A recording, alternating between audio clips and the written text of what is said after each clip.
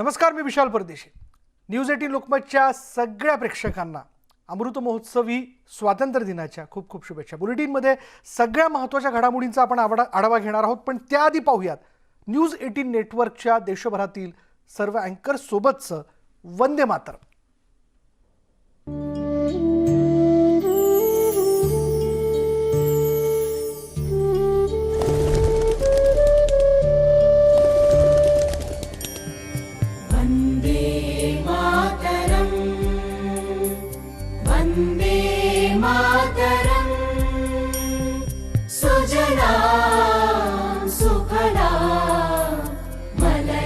शीतला सस्य श्यामला मातरं वन्दे मातरं शुभ्रज्योत्स्ना पुलकितयामिनी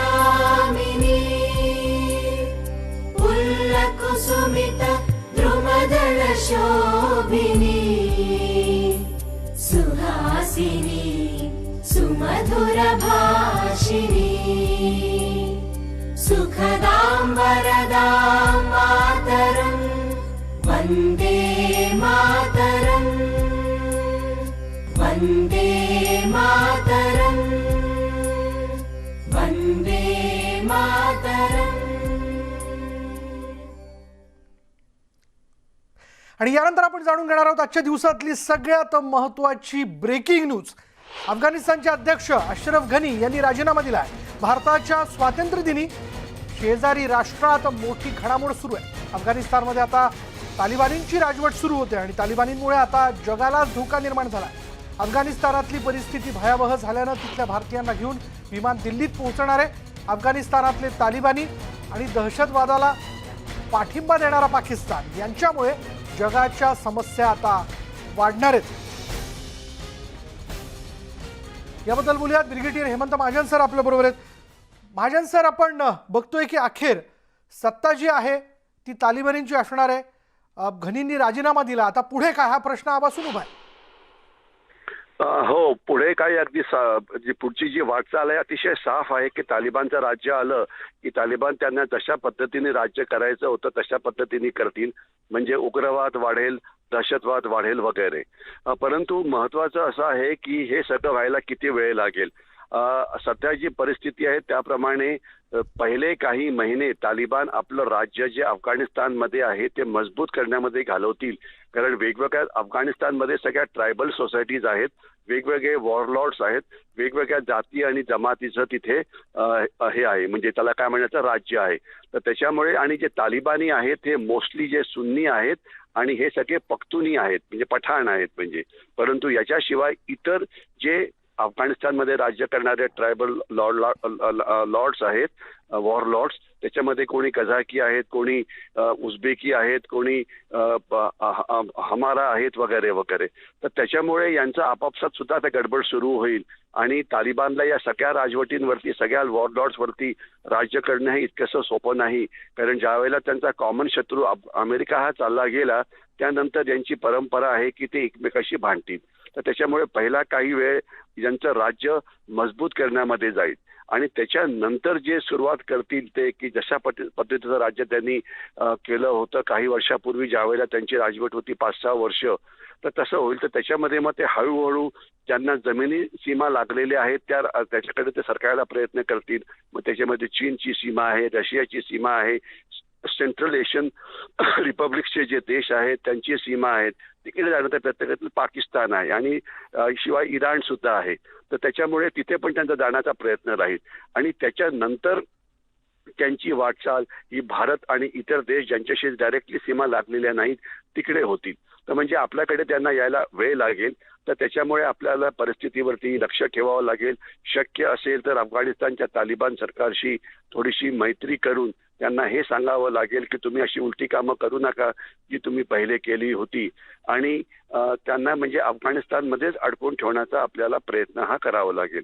पण जर हे जमलं नाही आणि शेवटी पाकिस्ताननी प्रोत्साहन दिल्यामुळे, चीननी प्रोत्साहन दिल्यामुळे जर हे शेवटी भारतामध्ये खास तर काश्मीर खोऱ्यामध्ये येऊन पोहोचले तर अर्थातच आपल्याला त्यांच्याशी लढाई ही करावी लागेल.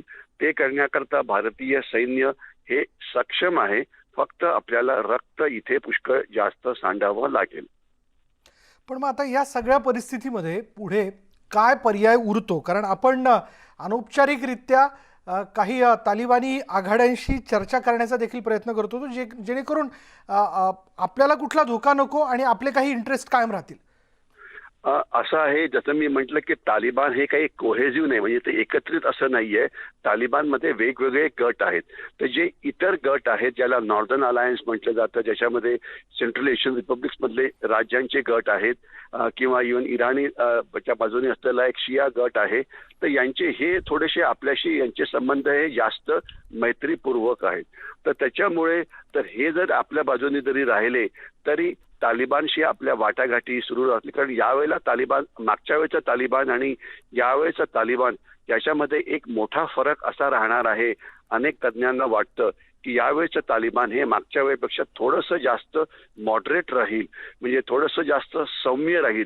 कारण त्यांना अफगाणिस्तानवरती राज्य करायचं. त्यांना कल्पना आहे की जर त्यांनी सगळ्या जगाचं शत्रुत्व जर पत्करलं तर त्यांच्या राजवटीचा पुन्हा एकदा अस्त होईल, जसा मागच्या वेळेला झाला होता. 6 वर्षाच्या राजवटीनंतर तालिबानची सत्ताही संपुष्टात आली होती, ज्यावेळेला 9/11चा हल्ला झाला त्यावेळेला.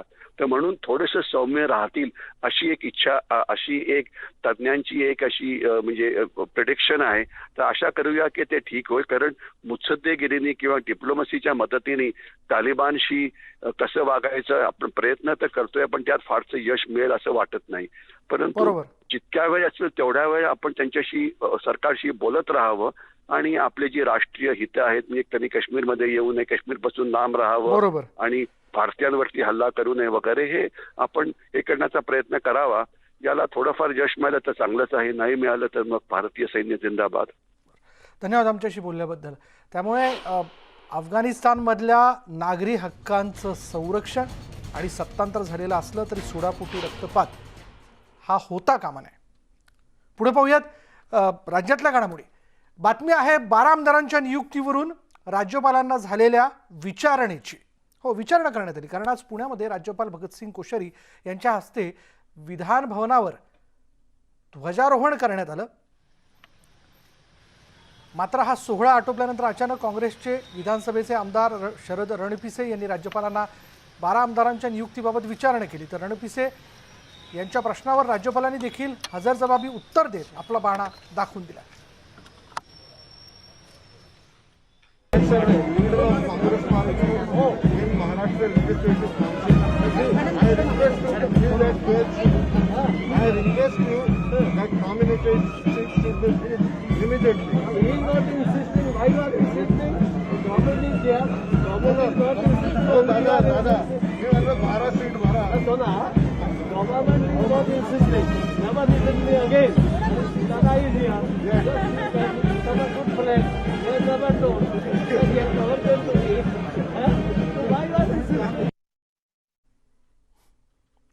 राज्यपाल नियुक्त आमदारांच्या मुद्द्यावर नेत्यांनी दिलेल्या या प्रतिक्रिया पाहूयात. काँग्रेस पक्षाचा विधान परिषदेतला नेता आहे आणि जे 12 सदस्य माननीय राज्यपाल महोदयांनी नियुक्त करायचे, जे एक्सपर्ट असतात, ज्यांच्या अनुभवाचा सभागृहाला फायदा होतो, ते नियुक्त न झाल्यामुळं सभागृह त्यापासून वंचित राहिलेलं आहे. तर माझी विनंती आहे आपल्याला की त्या 12 सदस्यांची लगेच आपण नियुक्त करावी अशी विनंती मी राज्यपाल महोदयांनी केली. तेव्हा राज्यपाल महोदय मला असं म्हणाले, दादा इज माय फ्रेंड, अजितदादांच्याकडे बोट दाखवून, government is not insisting, why you are insisting. तर मी असं त्यांना म्हणलं की एक्सपर्टचा अनुभव ही सभागृहाची प्रॉपर्टी आहे.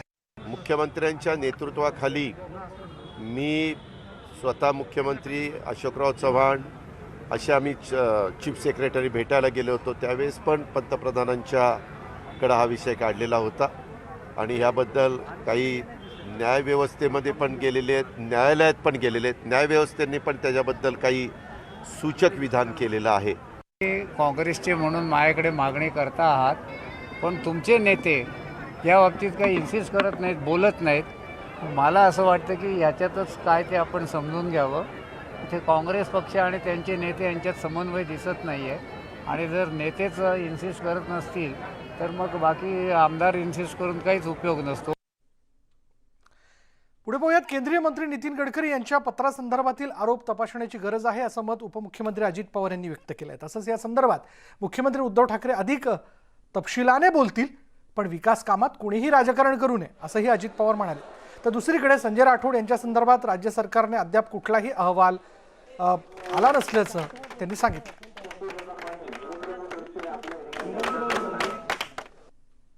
कुठलेही विकासाची कामं असली, आता तो आरोप आहे, त्या आरोपात तथ्य आहे का नाही हे तपासून बघण्याचा एक वेगळा भाग आहे. परंतु मी गेले 30 वर्ष समाजकारण राजकारणामध्ये काम करणारा कार्यकर्ता, मी नेहमी सांगतो की हा जनतेचा पैसा असतो.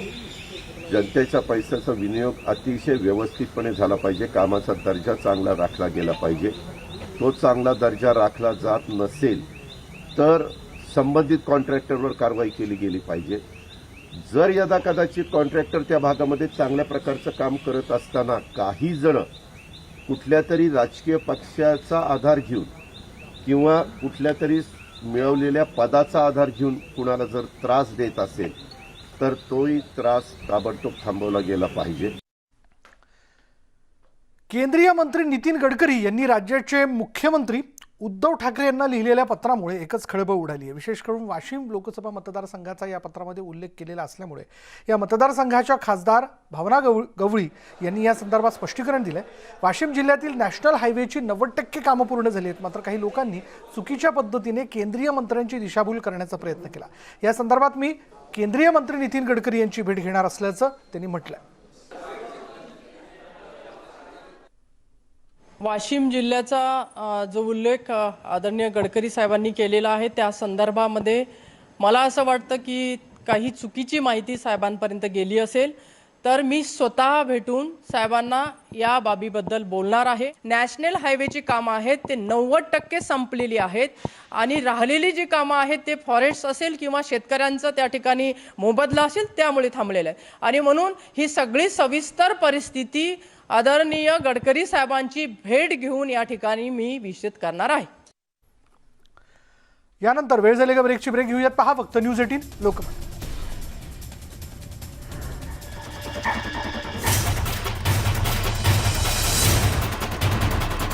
ब्रेकनंतर बघूयात बैलगाडा शर्यती संदर्भात जलसंपदा मंत्री जयंत पाटील यांनी भाष्य केलं. सुप्रीम कोर्टाचे शर्यतीबाबत निकाल स्पष्ट आहेत. बैलगाडा शर्यतीबाबत जोपर्यंत विधान म्हणजे या ठिकाणी जर आपण लक्षात घेतलं सुप्रीम कोर्टाची बंधनं आहेत तोपर्यंत तरी या संदर्भातील बंधनं सर्वांनाच लागू आहेत आणि त्यामुळे बैलगाडा शर्यत जर कुठे होत असतील तर त्यावर प्रशासनाला कायद्याच्या चौकटीत बसूनच निर्णय घ्यावा लागेल असं जयंत पाटील यांनी स्पष्ट केलं. आमचे जे खासदार आहेत त्यांचाही त्यांच्या भागात तोच प्रयत्न आहे. पण सुप्रीम कोर्टाचे काही निकाल झालेले आहेत. सुप्रीम कोर्टाची बंधनं जोपर्यंत आहेत तोपर्यंत ती सर्वांनाच लागू आहेत. प्रशासनाला त्या बाबतीत त्या पद्धतीने कायद्याच्या चाकोरीत बसूनच निर्णय घ्यावा लागेल. पण लोकांची मागणी आहे, दोन्ही बाजू आहेत त्याला परवानगी देणार का काय? परवानगी देऊ शकत नाही ना. परवानगी ही सुप्रीम कोर्टानेच त्याच्यावर बंदी आणलेली असल्यामुळं.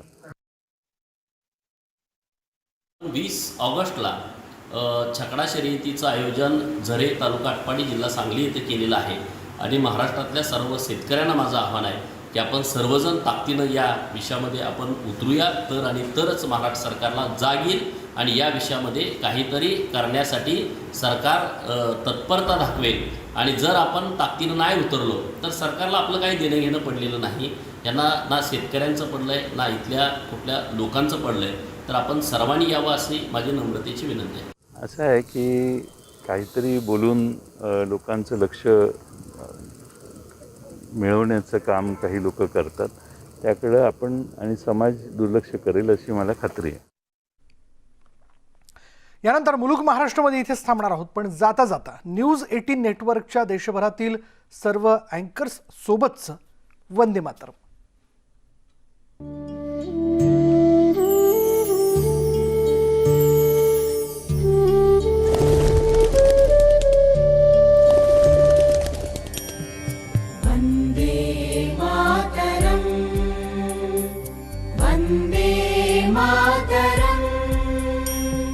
सुजलां सुफलां मलयजशीतलाम् शीतला